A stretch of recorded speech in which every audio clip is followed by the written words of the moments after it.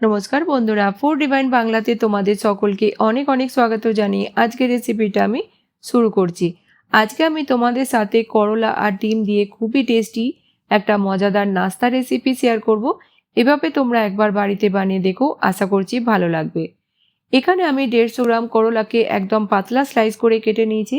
করলা তোমরা তোমাদের প্রয়োজন মতো কম বেশি করে নিও। দিয়ে দেব আমরা এখানে একটা ডিম।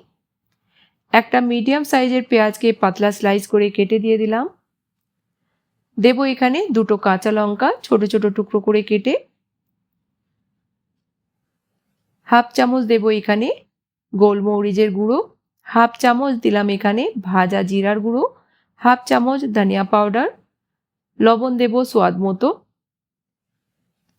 1 চামচ চাট মশলা দিলাম এখানে। 1 চামচ আদা রসুনের পেস্ট। আর দিয়ে দেব 2 থেকে 3 পিঞ্চ হলুদ গুঁড়ো। হাফ চামচ কাশ্মীরি রেড চিলি পাউডার। দেব এখানে ধনেপাতা কুচি। একবার আমরা হালকা হাতে মিক্স করে নেব। তোমরা এটা চায়ের সঙ্গেও সার্ভ করতে পারো, আবার ডাল ভাতের সঙ্গেও খেতে পারো। খেতে কিন্তু খুবই টেস্টি হয়। তোমরা একবার হলেও বাড়িতে বানিয়ে দেখো, আশা করছি তোমাদের খুবই ভালো লাগবে। টাইট হাতে আমরা এটাকে মিক্স করে নেব। এবার দেব আমরা এখানে বেসন। তো 3 চামচ আমরা বড় চামচের বেসন দিয়ে দেব। আর বেসন দেওয়ার পর আমরা আরও একবার টাইট হাতে মিক্স করে নেব। বন্ধুরা, আজকের রেসিপিটা তোমরা কোন গ্রাম থেকে বা কোন শহর থেকে দেখছো আমাকে কমেন্ট বক্সে অবশ্যই বলো। তো এখানে আমার একটু বেসন কম লাগছিল, তো আরও 1 চামচ দিয়ে দিলাম। ভালো করে মিক্স করে নেব আর 3-4 মিনিট আমরা রেস্টে রাখবো। তারপর আমরা নেক্সট স্টেপে যাব। তো ভালো করে মিক্স করে নিলাম। এবার রেখে দেব 2-3 মিনিটের জন্যে। আর 2-3 মিনিট পর এইভাবে আমরা তুলে ডাইরেক্ট তেলেতে ভাজবো। এবার কড়াইতে নিয়ে নেব তেল। তেল মিডিয়াম যখন গরম হয়ে যাবে আমরা দিয়ে দেব এক এক করে এখানে পকোড়াগুলো। একবারে যতগুলো আমাদের ভালোভাবে ভাজা হবে ততগুলোই আমরা দিয়ে ভেজে নেব। গ্যাসের ফ্লেমটা মিডিয়াম রেখে আমাদের এগুলোকে উল্টে পাল্টে ভেজে নিতে হবে যতক্ষণ না খুব সুন্দর একটা কালার চলে আসছে।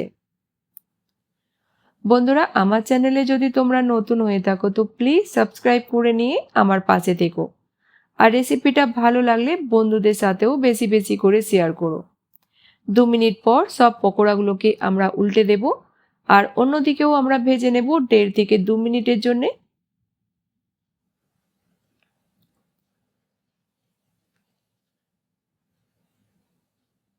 তো সব পকোড়াগুলোকে আমি উল্টে দিলাম। 1.5-2 মিনিট আমরা ওয়েট করব, তারপর আমরা এগুলোকে তুলে নেব।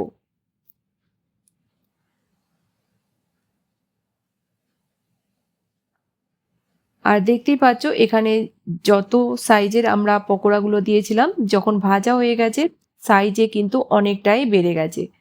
তো পকোড়া সাইজগুলো তোমরা তোমাদের পছন্দ মতো ছোট বড় করে নিতে পারো। 4-5 মিনিট হয়ে গেছে আর আমাদের খুবই টেস্টি করলার ডিমের পকোড়া তৈরি হয়ে গেল। এটা দেখে তোমাদের যতটা টেস্টি মনে হচ্ছে বিশ্বাস করো খেতেও কিন্তু খুবই ভালো লাগবে।